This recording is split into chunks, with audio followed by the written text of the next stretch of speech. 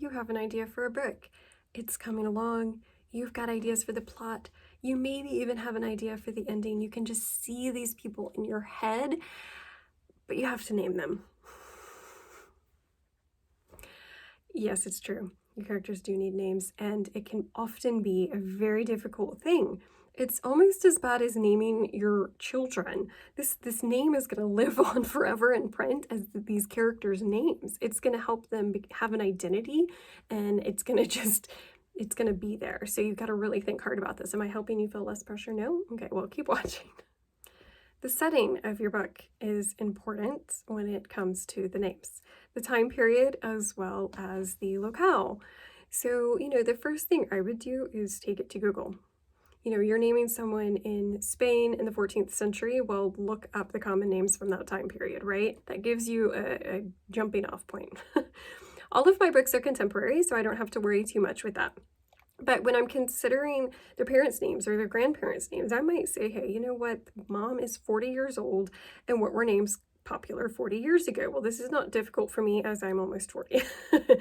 But you get my point. You look this up, you get an idea of the popular names from that time, and then you go from there.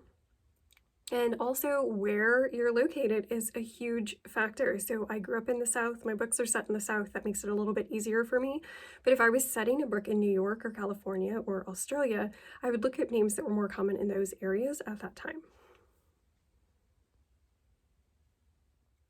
My favorite resource for names is Nameverycom. I will leave a link in the doobly-doo. Okay. They don't know I'm saying their name. They don't know that I use their website. I am not getting a kickback from this. I am just legitimately a fan of their websites. Now, this is a baby name website, so you might want to warn anyone else who uses your computer and your significant other while you're looking up baby names. Otherwise, you could have some other ideas pop into mind. But no, really, this website's great. It very easily shows any similar names, which I find really particularly helpful.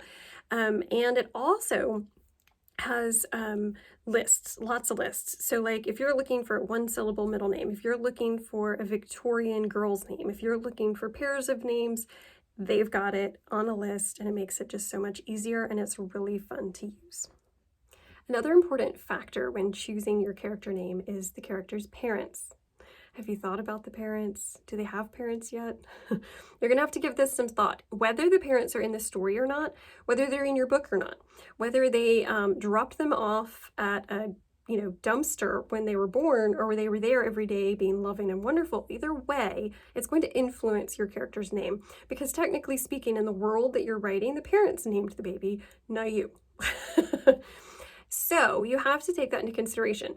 And if there are siblings, you have to consider whether or not the parents are these certain types of people. Like my parents, for instance, my name and my brother's name have matching initials. My husband's name and his brother's name have, well, not matching initials, but their names rhyme. So sometimes people do things when they have siblings. And so if your character has siblings, take into consideration whether or not the parents would have been one of those people. The super cool thing that we can do as authors is we can also base the character's name a little bit on their personality and the feel that we want them to have. So in my first book, the main character, her name is Magnolia Porter. She goes by Maggie.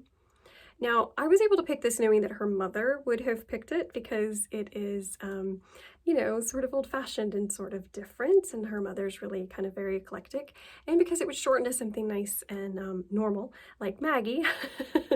But it also had a lot of personality, I thought, and she is very quiet and very shy, and seems like maybe she doesn't have a lot of personality, but she does, and so I thought the name really kind of helped with that. So I think, the advantage we have is that, when we name our kids, we don't have that. We don't know what their personalities are going to be. We don't know if their name is really going to, fit them or not. But when we're writing, we can cheat a little bit.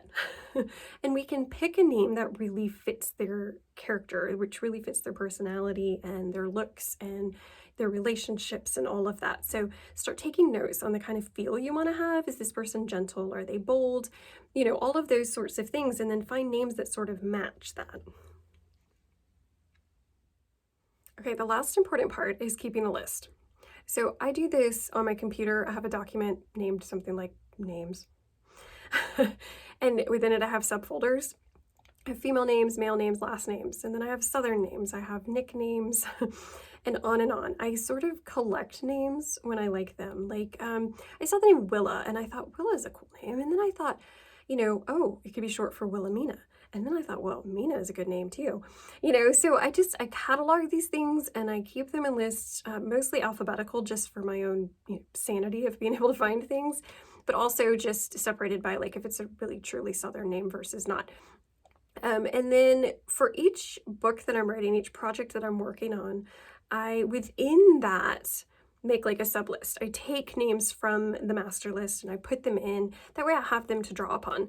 So I name my main characters first, but there's always going to be someone else that I haven't thought of yet. There's going to be a waitress in the store or a girl that, oh yeah, they've been friends forever. We just didn't mention her yet.